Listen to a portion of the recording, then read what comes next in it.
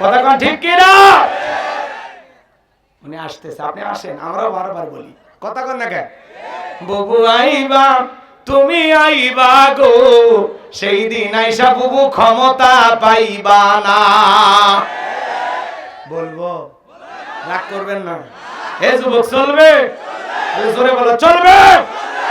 বুবু আইবা তুমি আইবা গো, সেই দিন আইসা বুবু ক্ষমতা পাইবা না। খোঁজ নাই বুবু কাদের কাকার, অবস্থা খারাপ দরবেশ বাবার, হাউন আঙ্কেল এখন সামনে আসে না। খোঁজ নাই বুবু কাদের কাকার, অবস্থা খারাপ দরবেশ বাবার, হাউন আঙ্কেল এখন সামনে আসে না। নেতা কর্মী সব জেলের ভিতর, আমি আছি ডরের ওপর, কখন জানি আসে গ্রেপ্তারি পরোয়ানা। বুবু আইবা তুমি আইবা গো, সেই দিন আইসা বুবু ক্ষমতা পাইবা না। ক্ষমতার চেয়ার থেকে নামা সহজ, কিন্তু ওই চেয়ারে ওঠা কঠিন। আর যাই হোক, আমরা আগামীতে সিদ্ধান্ত নেব, বাংলাদেশে আর যাই হোক কোন নারীকে আমরা প্রধানমন্ত্রী চাই না। এই দেশে আমরা পুরুষ প্রধানমন্ত্রী দেখতে চাই। কারা কারা হাত তুলে দেখা, লিল্লাহে তাকবীর, হাত নামা। কারণ নারীদের রাগ বেশি, জেদ বেশি, অভিমান বেশি। মাঝে মাঝে দেখেন না, রাগ করে জেদ করে ঘরের হাঁড়ি পাতিল ভেঙে ফেলে দেয়, স্বামী তুলে আসার মারে। ওদের অত্যাচারে ঘরে টিকা কঠিন। আর মেয়ে মানুষ যদি একবার শান্তি জায়গা পায়, জীবন চলে যাবে, তাও ছাড়বি না। 16 বছর লাগছে ছাড়তে, কি বলে? এই জন্য আর যাই হোক, কোন নারীকে প্রধানমন্ত্রী বানানো যাবে না। আপনাদের বগুড়া থেকে একটা ছেলে যদি ঢাকায় চাকরি করতে যায়, একটা বাসা ভাড়া নিয়ে থাকে, ওর পরিচয় কি? ভাড়াটিয়া। কথা বলেন, পরিচয় কি? এই পৃথিবীর জমিন আল্লাহ অনেক মানুষকে ক্ষমতার চেয়ারটা ভাড়া দেয়। কথা কি বুঝতে পারতেছেন? কেউ 5 বছর, কেউ 10 বছর, কেউ 20 বছর, কিন্তু এদের পরিচয় ভাড়াটিয়া। এরা কেউ ক্ষমতাতে চিরস্থায়ী ভাবে থাকতে পারবে না। ক্ষমতা দেওয়ার মালিক কি? আরেকটু জোরে বলেন। সেই দলিল আছে না নাই? জোরে বলেন, আছে না নাই? আমার আল্লাহ রাব্বুল আলামিন বলেন, কুলিল্লাহুম্মা মালিকাল মুলকি তুতিল মুলকা মান তাশাউ ওয়া তানজিউল মুলকা মিম্মান তাশা' ওয়া তুইজ্জু মান তাশাউ ওয়া তুযিল্লু মান তাশা' বিয়াদিকাল খায়র ইন্নাকা আলা কুল্লি শাইইন কাদির। সূরা আলে ইমরান আয়াত নাম্বার 26। আমার আল্লাহ রাব্বুল আলামিন জানিয়ে দিলেন, রাজত্ব দেওয়ার মালিক আমি আল্লাহ। বলেন তো বাজান, ক্ষমতা দেওয়ার মালিক কে? ক্ষমতা দিলে যে লোকটাকে সম্মান দেওয়া হলো, এইটা না। ক্ষমতার সম্মান দুইটা ভিন্ন জিনিস। কারণ এই পৃথিবীর জমিনে অনেক মানুষকে আল্লাহ ক্ষমতার চেয়ারে বসায়াও জুতার বাড়ি খাওয়ায় বিদায় করছে। কথা বলেন ঠিক কিনা? এই পৃথিবীর জমিনে অনেক মানুষকে ক্ষমতার চেয়ারে বসায়াও আল্লাহ লাঞ্ছিত করেছেন। কথা বলেন ঠিক কিনা? শ্রীলঙ্কার দিকে তাকায় দেখলেন না, যারা জনগণের উপরে জুলুম করেছিল, জুলুমের 16 কলা পূর্ণ হয়েছিল। শ্রীলঙ্কার মুসলমানেরা, শ্রীলঙ্কার সে সমস্ত লোকজনেরা যখন নেতার এই জুলুমে অতিষ্ঠ হয়ে শ্রীলঙ্কার সমস্ত মানুষেরা, হিন্দু বৌদ্ধ খ্রিস্টান সকল ধর্মের মানুষ মিলে নেতাকে পাইয়া এমন পিটান পিটাইছে, নেতার শরীরের কাপড় খুলে নিয়েছে। কথা বলে ঠিক কিনা? ভাগ্যিস ভালো সেদিন হাফ প্যান্ট পরা ছিল, তাহলে কাপড় খুলেও ক্ষমতার থেকে নামায়। কথা কোন ঠিক কিনা? এজন্য জুলুম করতে নাই, জুলুম করতে নাই। ক্ষমতা আল্লাহর দেয়া নিয়ামত, জনগণের দেয়া আমানত। আল্লাহর নিয়ামত পায় শুকরিয়া আদায় করো, আর জনগণের দেয়া আমানত সঠিকভাবে ব্যবহার করো। তাহলে ক্ষমতার চেয়ারে বসে যারা আদল ইনসাফ প্রতিষ্ঠিত করবে, ন্যায় বিচার কায়েম করবে, মানুষের অধিকার প্রতিষ্ঠিত করবে, মানুষ তাদের জন্য দিল থেকে দোয়া করবে, ইতিহাসের সোনালী পাতায় তাদের নাম লেখা থাকবে। আর যারা ক্ষমতার চেয়ারে বসে বাপদাদার সম্পত্তি মনে করে জুলুম করবে, অত্যাচার করবে, মানুষের রক্ত নিয়ে খেলা করবে, এই পৃথিবীর জমিনে ফিতনা ফাসাদ সৃষ্টি করবে, ক্ষমতার চেয়ারে বসে যারা মানুষের রক্ত নিয়ে খেলা করবে, মনে রাখবেন ওই জালেমদের ইতিহাসের কালো পাতায় নাম লেখা থাকে। মানুষ তাদের নাম শুনলে ঘৃণা করে। কথা কম। তাহলে ক্ষমতা পাইলে লাভ দিতে নাই, ক্ষমতা পাইলে অহংকার করতে নাই, বিনয়ী হতে হয়, শুকরিয়া আদায় করতে হয়। আজকে ছোট ছোট নেতার গরম এলাকায় থাকা যাইতো না। কথা কন না, কেমন বড় বড় কথা বলতে ওরা আছে, রাগ করেন না। 41 সাল পর্যন্ত টিকে থাকবে, 24 সালে কি আছে তকদিরে জানে না। কথা বলে ঠিকই না? বড় বড় কথা বলতে বলে আমরা পালাই না, ঠিকই তো পালিয়ে গেলেন, কথায় কাজে মিল নাই আপনাদের।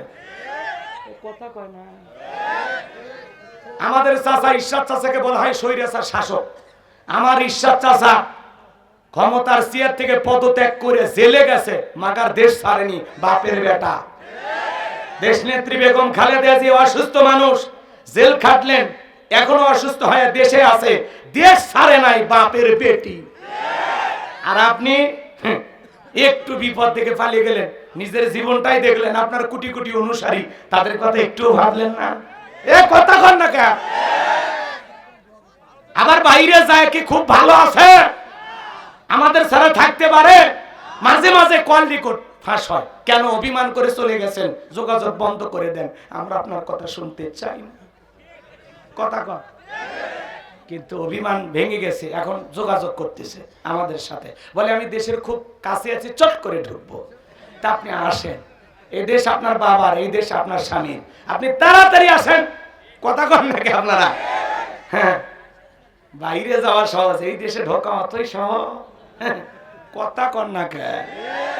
নেত্রী থাকেন হিন্দুস্থান, আর নেতা কর্মীদেরকে ডাকেন গুলিস্তান। কয়েকজন গেছে, জনগণ উত্তম মাধ্যম দিয়েছে। আমরা বলতে চাই ভাই 16 বছর অনেক কিছু করছেন, এখন চুপচাপ থাকেন। আপনি যে ওই দল করতেন বলাও দরকার নেই। কথা কর, পরিবেশ আসুক পরে বললেন। হ্যাঁ, এক সময় আমরাও বলতে পারি নাই। কথা কর না, মিথ্যা মিথ্যা মামলা হামলা দিয়ে কত মানুষ, অন্ধ মানুষের নামে পর্যন্ত মামলা দিচ্ছে। অন্ধ মানুষ থেও নাকি গাড়ি পোড়ায়, গাড়ি না বাড়ি ওই বোঝে কিছু।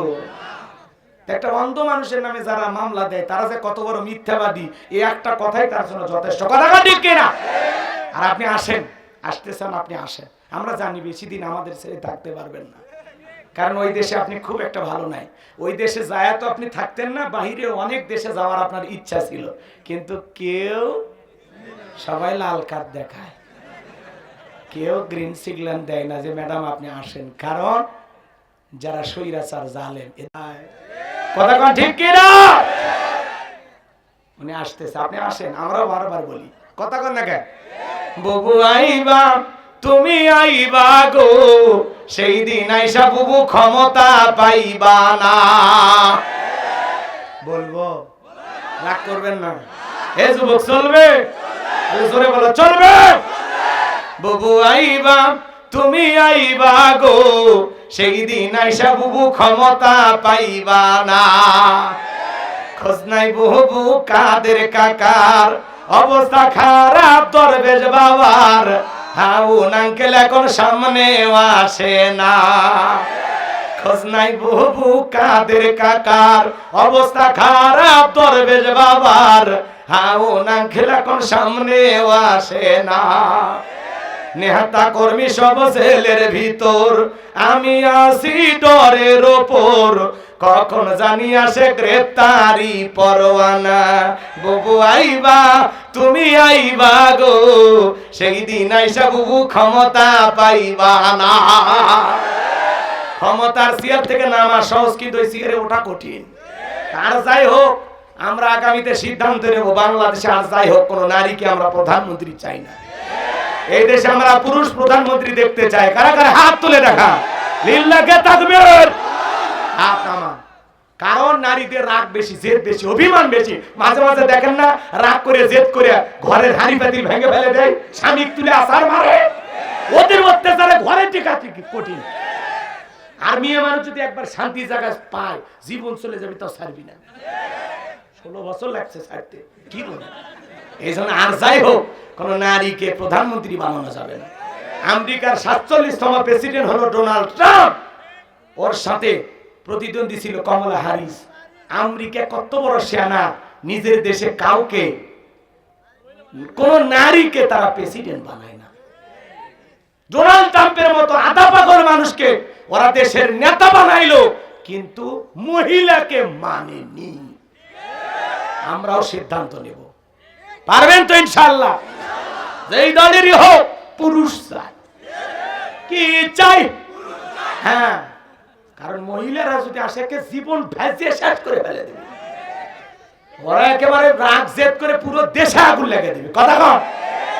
আল্লাহ আল্লাহ আল্লাহ আমাদের সঠিক বুঝদান করুন। জোরে বলুন আমিন। কি ভয় পাচ্ছেন নাকি? হ্যাঁ, শ্বশুর বাড়ি এলাকায় এসে ওয়াজ করতে যদি ভয় পায় তা আমি যাবো কোথায়? আর মারলে মারেন, কাটলে কাটেন, আমি আপনার বাড়ির যা শোধ নেবনি।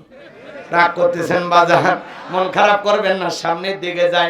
আমি যে কথা বলতে চাই গভীর মনোযোগ দিয়ে শুনবেন বাজার। তাহলে ক্ষমতা দেওয়ার মালিক কে? ক্ষমতা কেড়ে নেওয়ার মালিক কে? অত ইজ্জু মান তাশা ওয়া তুযিল্লু মান তাশা, সম্মান দেওয়ার মালিক কে? লাঞ্ছিত করার মালিক কে? বিয়াদিকাল খায়র, সকল কল্যাণের চাবিকাঠি কার হাতে? ইন্নাকা আলা কুল্লি শাইইন কাদির, আরে তিনি হলেন সব বিষয়ের উপরে ক্ষমতাবান। আল্লাহু আকবার বলেন। তাহলে সকল ক্ষমতার একমাত্র মালিক আল্লাহ। আল্লাহর চাইতে বড় ক্ষমতাধর কেউ নাই। আল্লাহ দুনিয়াতে যাদেরকে ক্ষমতা দেয়, কাউকে ক্ষমতার চেয়ারে বসায়, আবার বেয়াদবি করলে ক্ষমতার চেয়ার থেকে নামায়। তাহলে ক্ষমতা দেওয়ার মালিক আল্লাহ, কেড়ে নেওয়ার মালিক আল্লাহ, সম্মান দেওয়ার মালিক আল্লাহ, লাঞ্ছিত করার মালিক আল্লাহ। সে আল্লাহর কাছে সকল ক্ষমতার চাবিকাঠি, আর তিনি হলেন সব বিষয়ের উপরে শক্তিবান। আল্লাহর চাইতে বড় শক্তিবান আর কেউ নাই। কথা কোন ঠিক কিনা? তিনি সর্বশক্তিমান। কথা বলে ঠিক কিনা?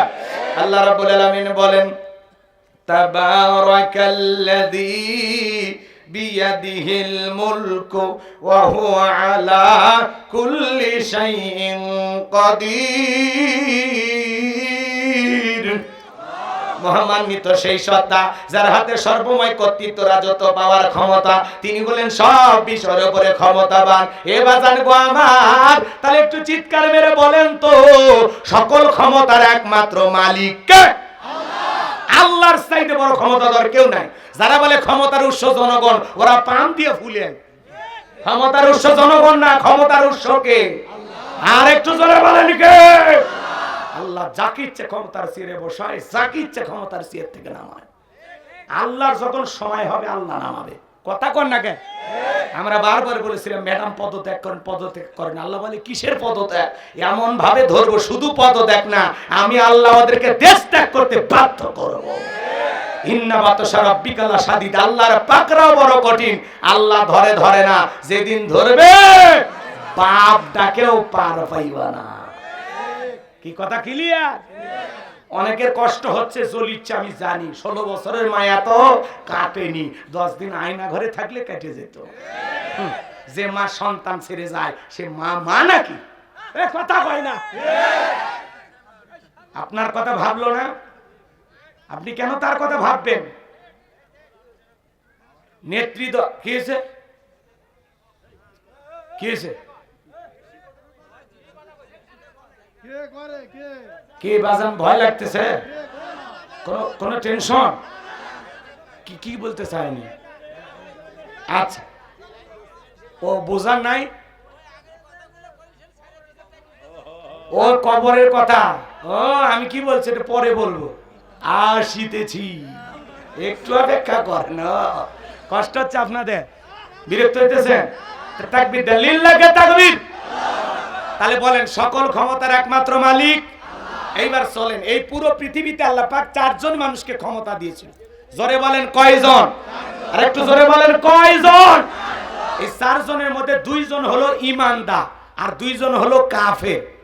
ভালো করে বুঝবেন, পুরো পৃথিবীর ক্ষমতা 4 জনকে দিয়েছে। কয়জন? 2 জন কাফের আর 2 জন হলো ঈমানদার। আরে ভাই, পুরো পৃথিবীর ক্ষমতা তো দূরের কথা, ছোটখাটো নেতার সাথে পারা যাইতো না। বিশ্বনবীর জামানায় এরকম একটা ছোট নেতা ছিল, গোত্রীয় লিডার, দলপতি, বগুড়ের খাস বাংলা ভাষায় পাতি নেতা, নেতার চামচে। কথা কন। এবার শোনেন, দিল দিয়ে কথাগুলো বুঝবেন, তাহলে মজা লাগবে ইনশাআল্লাহ। নবীজির জামানায় পাতি নেতার নাম ছিল, গোত্রীয় লিডার, দলপতি, এর নাম ছিল মহাবীর আমর। মহাবীর নবীজি হিজরত করে মদিনায় চলে গেছেন। মক্কার কাফিরদেরকে নিয়ে রাসূলের কোনো টেনশন নাই, কিন্তু মক্কার কাফিরদের ঘুম হারাম। না জানি ভাতিজা মুহাম্মদ মদিনায় যায় কি করতেছে। কথা কি বুঝতে পারতেছেন বাজান? দিল দিয়া কথাগুলো বুঝবেন বাজান। এই মক্কার মহাবীর আমর প্রতিমার সামনে দাঁড়ায় শপথ গ্রহণ করলো, যতক্ষণ আব্দুল্লাহর বেটা মুহাম্মদ সাল্লাল্লাহু আলাইহি সাল্লামের দেহ থেকে কাল্লা না ফেলাইতে পারবো ততক্ষণ পর্যন্ত আমি এক ফোঁটা পানিও পান করব না। জোরে কর নাউযুবিল্লাহ। আমার নবীকে ওর পাকা ধানে মই দিয়েছে, ওর বাড়িতে চুরি করতে গেছে। আমার নবীর কি কোনো অপরাধ আছে? না বাজান না, আপনার আমার নবীর কোনো অপরাধ নাই। আমার নবী কালেমার দাওয়াত দেয়, ইসলামের প্রচার প্রসার করে, কোরআনের পথে মানুষকে দাওয়াত দেয়। এটাই কাফের বেঈমানদের কাছে সহ্য হইতো না। ওরা বলে আমরা 33 কোটি দেবতা মানি, তাই কত সমস্যা। আর এক আল্লাহকে মানলে সমস্ত কিছুর সমাধান, এটা ওরা বিশ্বাস করতে চাইতো না। এই মক্কার মহাবীর আমর প্রতিমার সামনে শপথ গ্রহণ কইরা বিশাল একটা বাহিনী নিয়ে মদিনার পথে রওনা করেছেন। এই খবর আল্লাহ তাআলা তার হাবিবের কাছে পৌঁছায় দিলেন। নবী গো, মক্কার মহাবীর আমর আপনার মাথা নেওয়ার জন্য রওনা করেছে। এই খবরটা বিশ্ব নবী জানার পরে টেনশনে পড়ে গেলেন। সাহাবায়ে কিরামদেরকে ডেকে বলেন, আমার সাহাবীরা তোমরা বলো মক্কার মহাবীর আমর আমার মাথা নেওয়ার জন্য রওনা করেছে, তোমরাই বলো কি করা যায়। নবীজির সাহাবীরা সবাই শুনতেছেন। হঠাৎ করে ওসমান ডেকে বলেন, নবী আপনি আল্লাহর এত বড় পয়গাম্বার, আপনি শুধু দিল থেকে দোয়া করে দেন ওই ওসমান যেন আপনার কাছে পৌঁছার আগে ওর হাত পা আল্লাহ পাক প্যারালাইজ করে দেয়, আপনার কাছে পৌঁছার আগে সে যেন দুনিয়া থেকে বিদায় হয়ে যায়। এই কথা শোনার পরে নবীজি হাত তুলে দোয়া করলেন। নরম মানুষ দোয়ার পক্ষে কথা বলে, ঠিক কি না? আল্লাহ রাসূল হাত তুলে দোয়া করতেছেন, আল্লাহ ওই মক্কার মহাবীর আমর আমার মাথা নেওয়ার জন্য রওনা করেছে, আমার কাছে পৌঁছার আগে ওর হাত পা এতটুকু শুধু বলেছেন মোনাজাতি। আল্লাহ আসমান থেকে বলে, জিবরাইল আর করিস না দেরি, আমার বন্ধুকে জানায় দাও তাড়াতাড়ি। আমি আল্লাহ পাক শুধু দুই হাত দোয়া করার জন্য দেই নাই, মাঝে মাঝে জালেম আর বেঈমানদেরকে সাইজ করার জন্য ওই দুই হাতে লাঠিও তুলে নেওয়া লাগবে। লিল্লাহি তাকবীর। সব জায়গায় দোয়া দিয়ে কাজ হয়। এই গ্রামের নাম হলো বড় ভিলা। উদাহরণ দিচ্ছি কথা বোঝানোর জন্য, আবার কেউ রাগ করিয়েন না। রাগ করতেছেন বাজান? তাহলে একটু কথা বলেন, আমার সাথে কথা বলেন, সহযোগিতা করেন, কষ্ট হয় আমার ভাইয়েরা। এই গ্রামের নাম বড় ভিলা। মনে করেন প্রতিদিন এই গ্রামে চুরি হইতেছে, গরু ছাগল চুরি হয়, টাকা পয়সা চুরি হয়, গহনা গাড়ি চুরি হয়, এমনকি সুন্দরী বউটা পর্যন্ত চুরি হয়। চোরের অত্যাচারে এলাকায় থাকা কঠিন হয়ে গেছে। একজন বগুড়া ধনুর থেকে বাজান 10 কেজি জিলেবি নিয়ে আসা ইমামের হাতে দিয়ে বলে, ও বড় ভিলার ইমাম সাহেব, এই 10 কেজি জিলেবি একটু দিয়ে একটু দোয়া করেন, চোরের হাত থেকে যেন এই গ্রামের মানুষকে আল্লাহ তাআলা হেফাজত করেন। এই কথা শোনার পরে ইমাম সাহেব নামাজ আদায় করার পরে হাত তুলে দোয়া করে বলেন, আল্লাহ চোরের হাত থেকে বড় বিলার মানুষকে তুমি হেফাজত করো।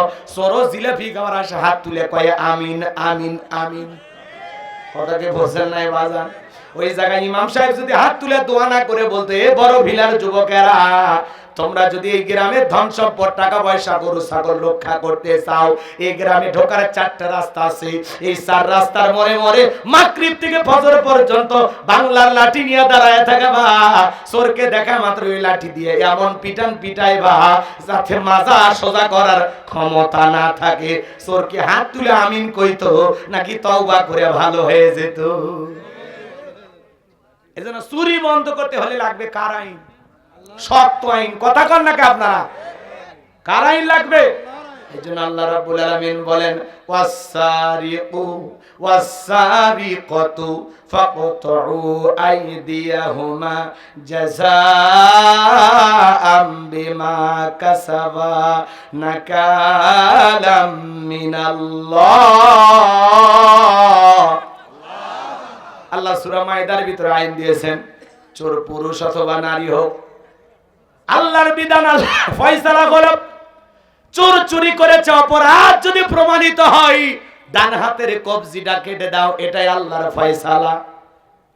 আমরা যদি বাংলাদেশের একটা চোরকে ধরে বাইতুল মোকাররমের সামনে নিয়ে যায়, মিডিয়াদেরকে খবর দিয়া একটা হাত কেটে মিডিয়ার মাধ্যমে ফলাও করে প্রচার করতাম, বাংলাদেশে আজ থেকে চোর যদি চুরি করে প্রমাণিত হয়, হাত কেটে দেওয়া হবে, আল্লাহর আইন চালু করা হলো। আমার বিশ্বাস একটা চোরের হাত কেটে যদি আমরা প্রচার করে দেখিয়ে দিতে পারতাম, বাংলাদেশের সমস্ত চোরেরা তওবা করে আল্লাহর ওলি হয়ে যেত। কিন্তু কে শোনে কার কথা? আজও গেল না মনের ব্যথা। এখন উচিত কথা যদি কই পিঠের ওপর দিয়া যাবি মই, এ আনন্দে কিছু লোক কোনে খাবে বগুড়ার স্পেশাল দই। কথা কন নাকি আপনারা?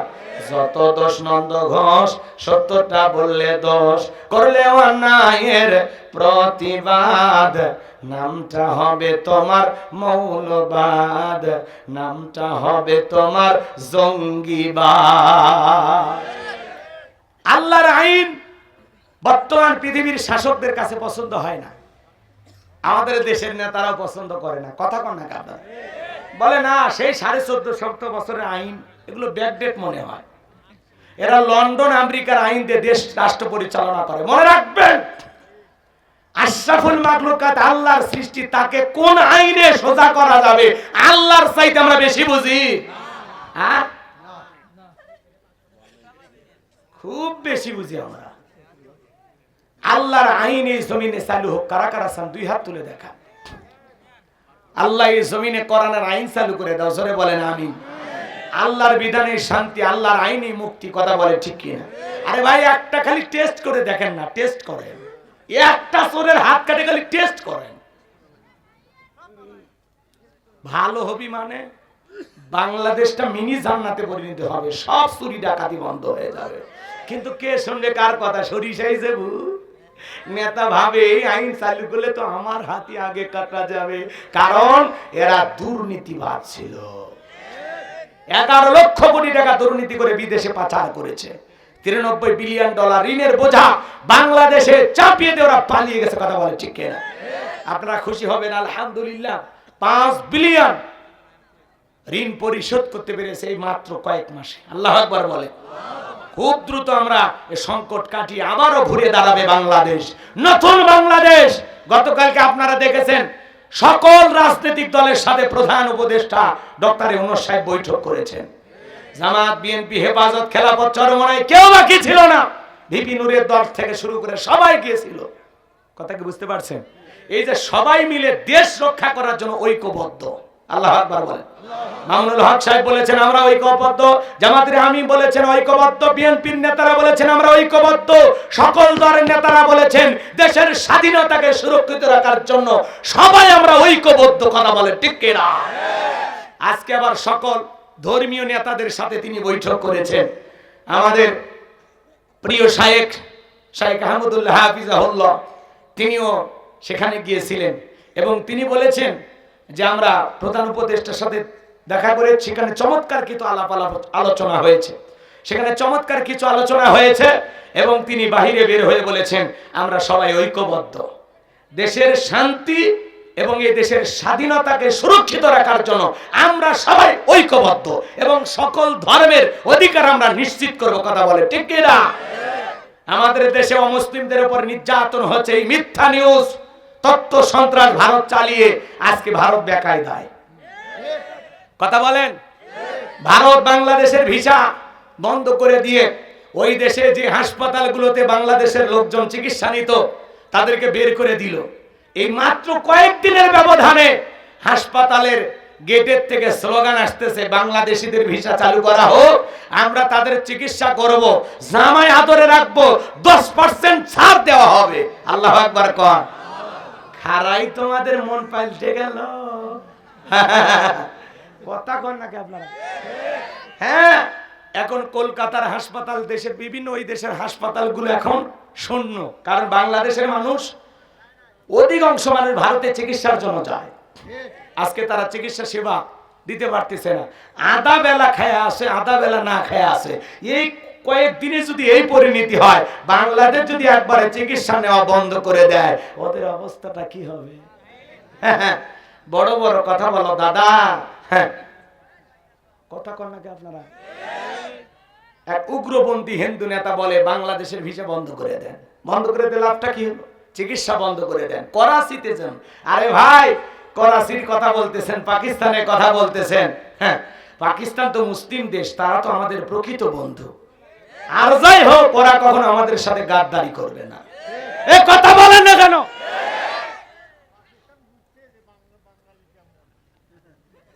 রাগ করতেছেন আপনারা? মুসলমান মুসলমানের প্রকৃত বন্ধু।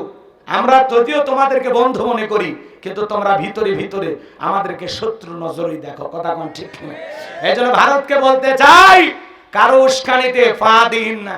এখনো সময় আছে। বাংলাদেশের সকল ধর্মের মানুষ আমরা নিরাপদে বসবাস করতেছি। কথা বলে ঠিক কিনা? এদেশের হিন্দু ভাইরাও অলরেডি বিভিন্ন জায়গায় মিছিল, মিটিং, সংবাদ সম্মেলন করে তারা বলতেছে আমরা অনেক ভালো আছি, ভারত মিথ্যা গুজব ছড়ানো থেকে বিরত থাকুক। কথা বলে ঠিক কিনা? আমরা ঐক্যবদ্ধ আছি দেশের স্বাধীনতা রক্ষায়। এই দেশের দিকে কাউকে বাঁকা চোখে তাকানোর সুযোগ আমরা দেব না। কথা বলে ঠিক কিনা? রাগ করতেছেন বাজানো গো আমার? সবাইকে ঐক্যবদ্ধ দেখা যারা ষড়যন্ত্রকারী, ওদের কলিজার পানি শুকা গেছে। আমরা কারো গোলাম না, আমরা মাথা উঁচু করে বাঁচবো। আমরা কোন দেশের কাছে জিম্মি থাকতে চাই না। কথা কর না? ভারত না অন্য কোন দেশ, আমরা মাথা উঁচু করে বাঁচবো। কথা বলেন ঠিক কিনা? তোমরা পেঁয়াজ, চিনি, মরিচ এগুলো বন্ধ করতে চাও। আরে ভাই, এগুলো তো আল্লাহর দেয়া রিজিক। আমরা চাইলে আমাদের দেশেও এগুলো ইনশাআল্লাহ তৈরি করতে পারবো। কথা কন? রাগ করতেছেন? এই কথাগুলো বলাতে অনেকের মন খারাপ হতেও পারে। আমার ভাইয়েরা, লম্বা আমি করব না। তাহলে চুরি বন্ধ করতে লাগবে কার আইন? আমার ভাইয়েরা, বিশ্ব নবী তখন হাত নামায় নিলেন। এইবার জিবরাইল এসে বলে, নবী দোয়া কবুল হবে না, আপনি হাত নামান। নবী যে হাত নামায় নেওয়ার পরে জিবরাইল ডেকে বলে, নবী আপনি সাহাবায়ে কিরামদের মধ্যে ঘোষণা করেন, আপনার সাহাবীদের মধ্যে এমন কেউ কে আছে যে মক্কার মুহাবির আমরের মোকাবেলা করবে? এই কথা শোনার পরে নবী সাহাবায়ে কিরামদেরকে ডেকে বলেন, ও আমার সাহাবীরা, তোমরা শোনো, তোমাদের মধ্যে এমন কেউ কে আছো যে মক্কার মুহাবির আমরের মোকাবেলা করবা? নবীর কোন সাহাবী দাঁড়ায় না, হযরত আলী দাঁড়িয়ে গেলেন। বলুন আল্লাহু আকবার। আমার নবী ডেকে বলে, আলী রে, তুমি কি জানো ওই মক্কার মুহাবির আমর এক বেলা খাবার খাই 21 কেজি 3.5 মণ ওজনে তরবারি যুদ্ধ করে। এত বড় বীরের সামনে তুমি কেমনে যাইবে? তুমি বসে পড়ো। হযরত আলী বসে বললেন। নবীজি দ্বিতীয়বার বললেন। আবারও হযরত আলী দাঁড়িয়ে গেছেন। নবীজি তৃতীয়বার বলেছেন, ও আমার সাহাবীরা, তোমাদের মধ্যে এমন কেউ কি আছো যে মক্কার মুহাবির আমরের মোকাবেলা করবা? আবারও হযরত আলী দাঁড়িয়ে গেছেন। এইবার নবী দুইটা হাত বাড়া বলে, আলী রে, আয় আয় আমার বুকের কাছে আয়। আলী রে, এত বড় বীরের সামনে যাইতে দয়া নাই। হযরত আলী ডেকে বলতেছেন, নবী গো, আমার ভিতরের ঈমান বলতেছে ওই আমর আপনার চেহারা দেখার আগে ওরে আমি জমিন থেকে বিদায় করে দেব। চিৎকার মেরে বলো আল্লাহু আকবার। ঈমানের একটা পাওয়ার থাকার দরকার আছে না নাই? যে ঈমান প্রয়োজনে জ্বলে ওঠে না, যে ঈমান সত্য ন্যায়ের কথা বলে না, যে ঈমান অন্তরে নাই, যে ঈমান অন্তরে নাই, মুখে ফোটায় কথার কলি, কিভাবে তারে বলো ঈমান বলি, কিভাবে তারে বলো ঈমান বলি? যে ঈমান প্রয়োজনে জ্বলে ওঠে না, যে ঈমান সত্য ন্যায়ের কথা বলে না। জোরে বলেন মারহাবা। আমার ভাইয়েরা, দিল দিয়ে কথাগুলো বুঝবেন বাজান গো আমার। আমার নবী ডেকে বলে, ওসমান তোমার বাড়ি কি তরবারি আছে? বলে, হ্যাঁ আমার বাড়িতে তরবারি আছে। বিশ্ব নবী ডেকে বলে, ওসমান যাও তরবারিটা নিয়ে আসো। হযরত ওসমান তরবারি নিয়ে আসলেন, 27 ইঞ্চি লম্বা। নবীজি হযরত আলীর হাতে দিলেন। হযরত আলী তরবারি পায়ে মারছে দৌড়। দৌড়াইতে দৌড়াইতে আমরের মুখোমুখি হয়ে গেছে বাজান। আমরকে দেখা মাত্রই, হযরত আলীকে দেখা মাত্র আমর ডেকে বলে, কি রে পিচ্চি আলী, তুই কেন আমার সামনে? হযরত আলী বলে, পিচ্চি না কি পরে বুঝাইতেছি, কথায় আছে ছোট মরিচের ঝাল বেশি। আল্লাহু আকবার বলেন। এইবার হযরত আলী তরবারি দিয়ে দাগ টানছেন, একটা দোয়া পড়তেছেন। এই দোয়া পড়ে বাড়ির চতুর্দিকে ফু দিতে পারলে বড় বড় দুর্ঘটনার হাত থেকে আল্লাহ আপনার পরিবারকে হেফাজত করবেন। এইবার হযরত আলী দাগ টানতেছেন বাজান। দাগটা টানা যখন শেষ হয়ে গেল, তরবারিটা উঁচু করে ডেকে বলে, এ কাফেরের বেটা আমর, তোর যদি সাহস থাকে দাগটা পার হয়ে দেখা, এ আয় আয়। আল্লাহু আকবার বলেন।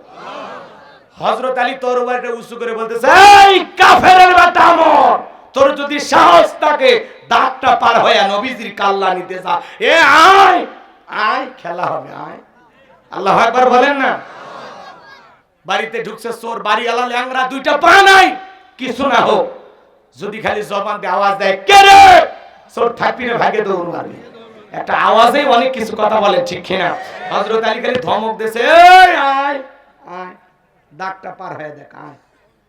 হযরত আলী আর আমর এই জায়গায় বাজা বাজা ভাব, পুরো ঘটনাটাই শুনবেন। কারা কারা একটু দুই হাত তুলে দেখান তো বাজান, লিল্লাহি তাকবীর, হাত নামান বাজান। তাহলে আমি বলেছিলাম চারজনকে আল্লাহ পাক পুরো পৃথিবীর ক্ষমতা দিয়েছিল, জোরে বলেন কয়জন? এক নাম্বার হলো নবী সুলাইমান আলাইহিস সালামকে আল্লাহ পাক পুরো পৃথিবীর রাজত্ব পাওয়ার ক্ষমতা দিয়েছিলেন।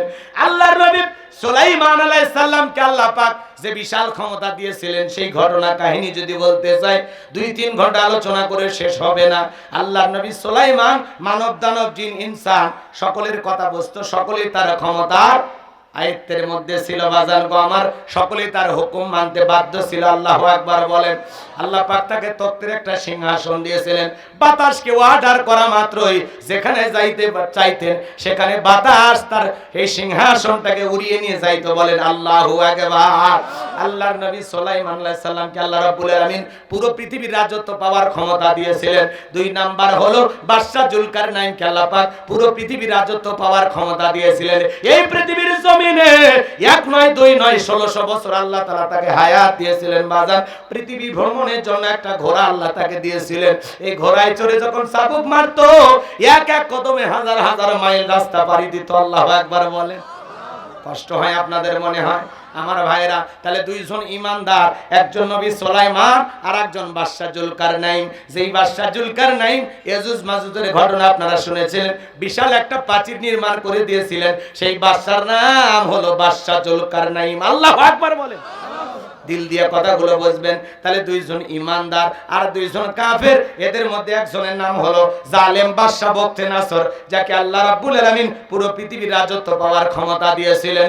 ওই জামানায় আল্লাহ রাব্বুল আলামিন তার একজন পয়গাম্বর পাঠিয়েছিলেন। সেই পয়গাম্বরের নাম ছিল দানিয়েল। জোরে বলেন কি নাম? আল্লাহর নবী দানিয়েল সালামকে আল্লাহ পাক ওই জামানায় পাঠিয়েছিলেন। আল্লাহর নবী দানিয়েল সালাম তার কওমের মানুষদেরকে ডেকে বলেন, ইয়া বানি ইসরা ইলাযকুরু নি'মাতিয়াল্লাতী আন'আমতু আলাইকুম ওয়া আন্নী ফাদ্দালতুকুম আলাল আলামিন। আল্লাহ নবী ডেকে বলেন, ও বনি ইসরাইল উম্মতেরা শোনো, তোমাদের বাপ দাদা চাকর ছিল, কৃতদাস ছিল, গোলাম ছিল। সেই গোলামের জিন্দেগি থেকে আল্লাহ পাক তোমাদেরকে আজাদ করেছেন, মুক্ত করেছেন, স্বাধীন একটা জীবন দিয়েছেন। বিদায় দাম্ভিকতা করো না, এক আল্লাহর ইবাদত করো, আল্লাহ তাআলার কৃতজ্ঞতা আদায় করো।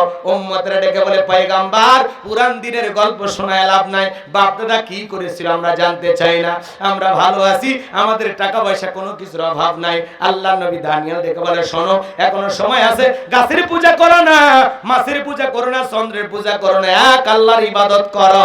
কিন্তু পয়গম্বরের কোনো কথাই তারা শ্রবণ করলো না।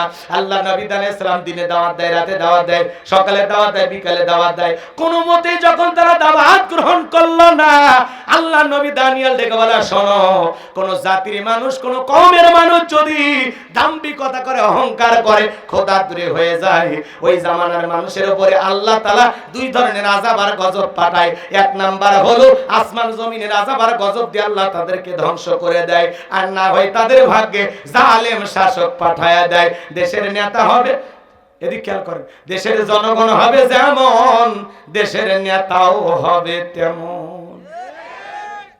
অনেকে 12টা পার হয়ে গেছে, এই জন্য দৌড়াচ্ছেন নাকি? অনেকে টিকটক দেখে লাফালাফি করে আসে যে একটু হুজুরকে এক নজর দেখে আসে। হুজুরের ওয়াজ আমার মোবাইলে রেকর্ড করা আছে। যাই হোক, কষ্ট পাচ্ছেন আপনারা মনে হয় না? এগুলো আসলে লম্বা সময়ের আলোচনা, এত সময় আপনাদের ধৈর্য কুলাবে না, আমিও আপনাদেরকে কষ্ট দিতে চাই না। এদিক খেয়াল করেন, তাহলে অহংকার করতে নাই, কথা কর নাকি? যারা বড় বড় অহংকার করে এদের পতন দেয় কি? এ যারা বলেন কে?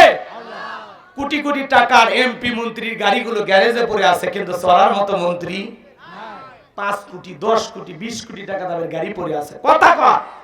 ব্যাংকের অ্যাকাউন্টে হাজার হাজার কোটি টাকা আছে, নেতারা আছে, সব ভেঙে গেছে, কথা কোন ঠিক কিনা? মন্ত্রীরা সব কোথায় গেল, এমপিরা সব কোথায় গেল, কোথায় কাদের কাকা, ওদের সারা দেশটা বড় লাগে ফাঁকা ফাঁকা। পালাবো না পালাবো না পালাবো না, যাই না তাদের দেখা, ওদের সারা দেশটা বড় লাগে ফাঁকা ফাঁকা। আইনে মন্ত্রী আটকে গেল আইনেরই ফাঁকে, দাড়ি সারা দরবেশটারে ভণ্ড ভণ্ড লাগে।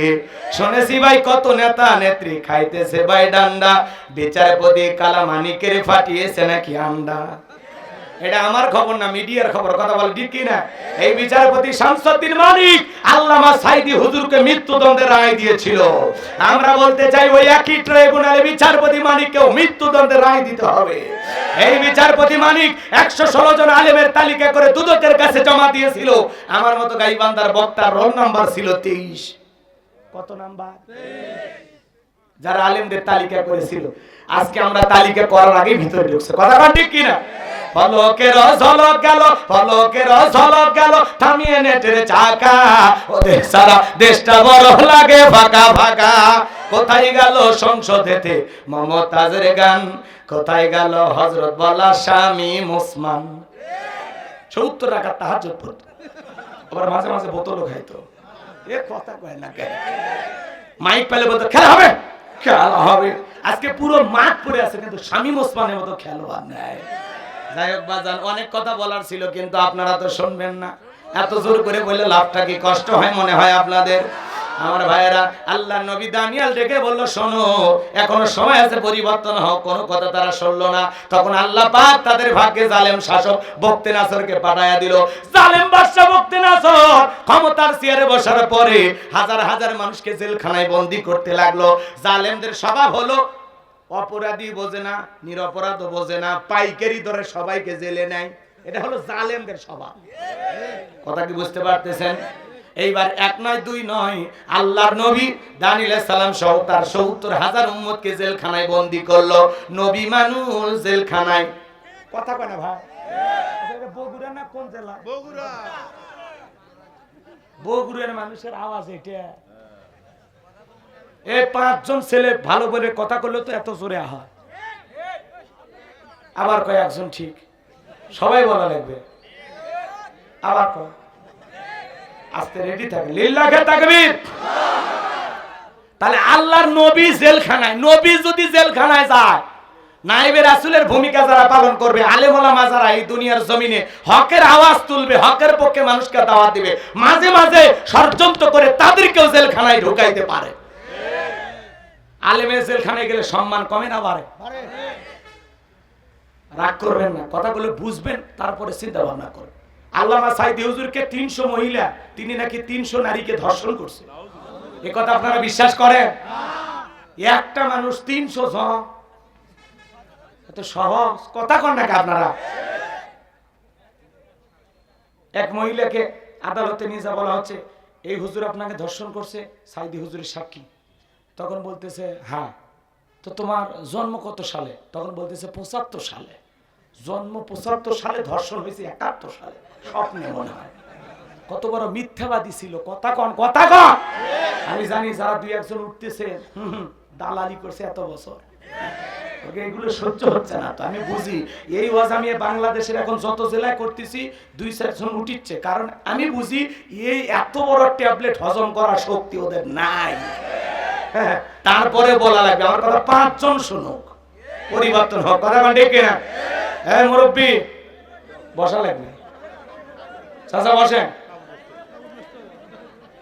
রাগ করতেছেন মনে হয়? চাক মুরব্বী মানুষ, রাগ করেন না। তাকবীর দেন, লিল্লাহে তাকবীর। আল্লাহর নবী দানিয়েল এইবার জেলখানায় ডেকে বলে উম্মতেরা, কই গেল তোমাদের গাড়ি বাড়ি নারী সুন্দরী রমণী, কই গেল তোমাদের দাম্ভিকতা অহংকার? আমি তো এই দিনের ভয় তোমাদেরকে দেখাইতেছিলাম। ডেকে বলে ও পয়গম্বর, আপনার কথা যে দিবালোকের মতো সত্য হবে বুঝতে পারি নাই, এত তাড়াতাড়ি ভুলে যাই বুঝতে পারি নাই। আল্লাহর নবী দানিয়েল ডেকে বলে এখন তোমাদের সিদ্ধান্ত কি বলো? উম্মতেরা ডেকে বলে পয়গম্বর যা করেছি ভুল করেছি, আর গাছের পূজা, মাছের পূজা, চন্দ্রের পূজা করব না, এখন থেকে একমাত্র আল্লাহর ইবাদত করব, আপনি যা বলবেন আমরা তাই শুনব। আল্লাহ নবী দানিয়েল ডেকে বলে শোনো, সত্যি যদি তোমরা তওবা করে ফিরে আসতে চাও, তাহলে আজকে রাত 12টার পরে আমি যখন আল্লাহ বলে ডাক দেব, আমার সঙ্গে তোমরা সবাই ঘুম থেকে জাগ্রত হইয়া আল্লাহ বলে ডাক দিবা। মনে রাখবা, তওবার মতো তওবা যদি করতে পারি, একমাত্র আল্লাহই পারেন জালেমের জেলখানা থেকে মুক্ত করে দিতে। আল্লাহ নবী দানিয়েল আলাইহিস সালাম এইবার রাত 12টার পরে আল্লাহ বলে ডাক দিয়েছেন। সবাই একটু জোরে চিৎকার মেরে বলেন আল্লাহ। একটু ভালোবেসে ডাক দেন আল্লাহ। জবান খোলেনি যারা, কপাল পোড়া আল্লাহর বান্দা তারা। আল্লাহ বলতেও লজ্জা লাগে, এরা নাকি মুসলমান। একটু জোরে ডাক দেন আল্লাহ। আল্লাহ আল্লাহ বলে মানে কলিজাটা ভরে যায়, বুকের ভিতরে কোনো জায়গা ফাঁকা থাকে না। কথা কন ঠিক কি? আমার ভাইরা দিল দিয়ে কথাগুলো বুঝবেন।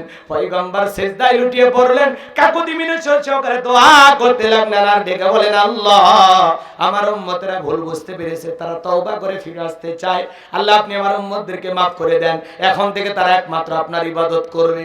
পয়গম্বর উম্মতেরা যখন চোখের পানি ছেড়ে দিয়ে দোয়া করতে লাগলেন, আল্লাহ ডেকে বলে ও নবী দানিয়েল কান্না করতে হবে না, দোয়া আমি আল্লাহ মঞ্জুর করে নিলাম। অচিরেই বাদশা বখতিয়ানজরের জেলখানা থেকে মুক্ত করার ব্যবস্থা আমি আল্লাহ করে দেব। বলুন আল্লাহু আকবার। এইবার বাজান বাদশা বখতিয়ানজরকে আল্লাহ পাক মারাত্মক একটা স্বপ্ন দেখায় দিল। ওই স্বপ্ন দেখে বাদশা বখতিয়ানজর ঘুম থেকে চিৎকার মারা উঠছে। আশেপাশে নিরাপত্তা কর্মী যারা আছে দৌড়ে এসে বলে নেতা এত জোরে চিৎকার মারলেন, ব্যাপারটা কি? বলে চেহারার দিকে তাকায় দেখো, মারাত্মক একটা ভয়ঙ্কর স্বপ্ন দেখেছি, এই স্বপ্নের ব্যাখ্যা না জানা পর্যন্ত আমি আর ঘুমাইতে পারবো না, তাড়াতাড়ি দেশের সমস্ত স্বপ্নের তাবির কারকদেরকে একত্রিত করো।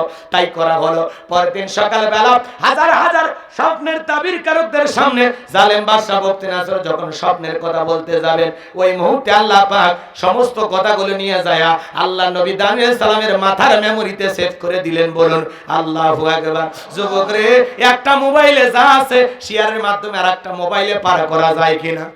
এক কথা বলেন, যায় কিনা? ভালো করে দিল দিয়ে কথাগুলো বুঝবেন। বাদশা বখতিয়ানজর যখন স্বপ্নের কথা বলতে যাবে, গতকাল রাত্রে কি যেন স্বপ্ন দেখলাম, আর বলতে পারে না, স্বপ্নের কথা ভুলিয়ে দিলেন তিনি কে? এইবার বাদশা ডায়লগ পরিবর্তন করে ডেকে বলে শোনো, গতকাল রাত্রে স্বপ্নে কি দেখেছি সেই কথা তোমাদেরকে বলতে হবে, স্বপ্নের ব্যাখ্যা বলতে হবে। জনগণ ডেকে বলে বাদশা এই তো পাগলামি কথা, স্বপ্ন দেখেছেন আপনি, আমরা কিভাবে বলবো? বাদশা স্বপ্নে কি দেখেছে দেশের জনগণ কি জানে? আরে ভাই বাদশার কথা বাদ দেন, স্বামী স্ত্রী আপনারা এক খাটে ঘুমান, আপনার বউ স্বপ্নে কি দেখে আপনি জানেন? আপনার বউ আপনার বাদ দিয়া আর একটা ছেলের হাত ধরে বউ ঘুরে সাত মাথায় ঘুরতেছে, যদি টিয়ার পান কি করতেন? মারিয়ে ফেলাবেন। ওটা হলো আসল পুরুষ, তাই বলে মারিস না বাবা। আর যারা জবাব দিল না এরা ভালোবাসা ভাগ করে নেবে, অনেক দুর্বল তো। কথা কন নাকি আপনারা? আপনার বইয়ের হক কি শেয়ার করবেন নাকি কারোর সাথে? একটু পুরুষের মতো কথা বলবেন, যে না হুজুর আমার বউ আমার হাত ধরে ঘুরবে। কথা কন, কথা বলছেন। আপনার বউ আপনার বাদ দিয়ে আর একটা ছেলের হাত ধরে ঘুরবে, মানবেন নাকি? চাচা আপনি এই বয়সে মানবেন? রাগ করতেছেন নাকি আপনারা? শোনেন এই কথা, শোনেন, রাগ করেন না আমার ভাইয়েরা।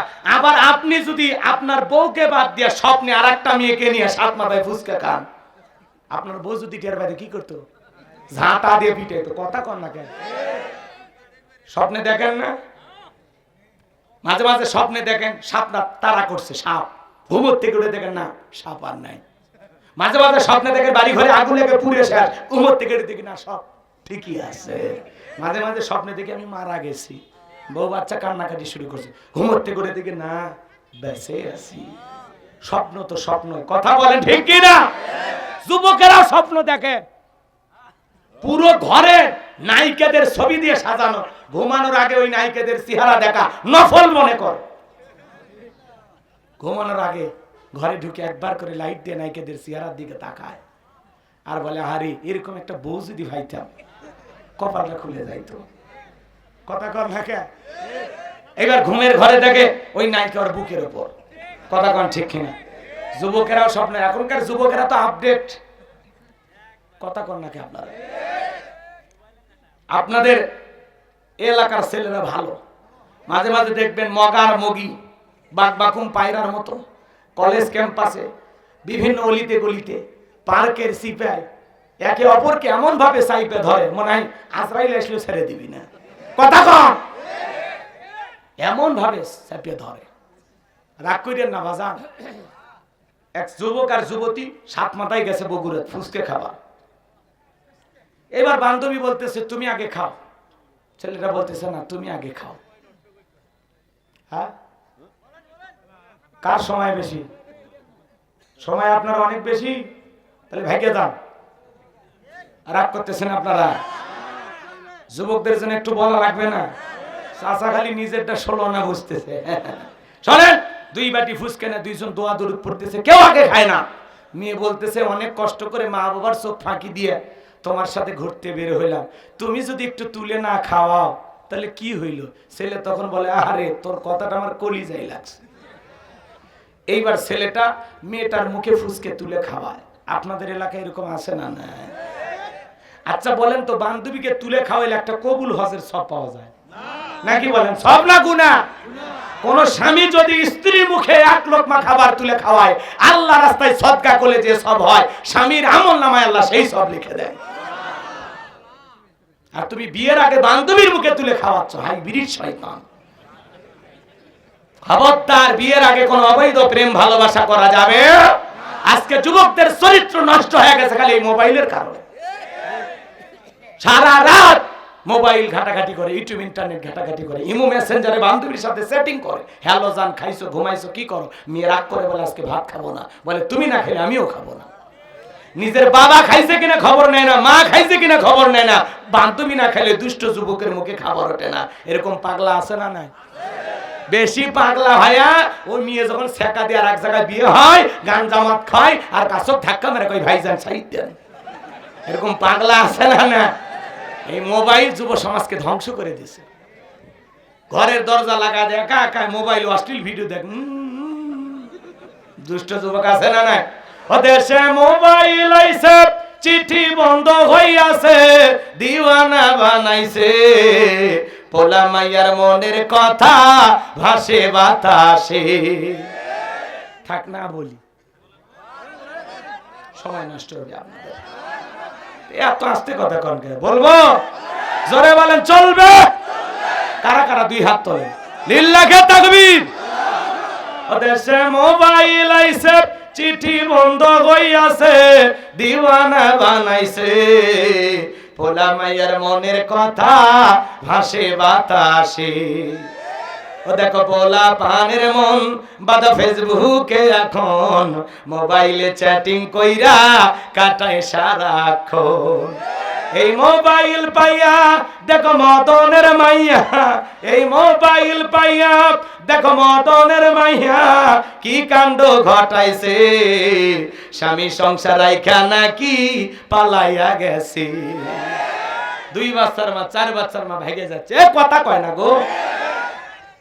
ওদেশে টিকটক আসিয়া সব গেল ভাসিয়া, সিদ্দিক সোরা নায়ক হইছে আইডি খুলিয়া।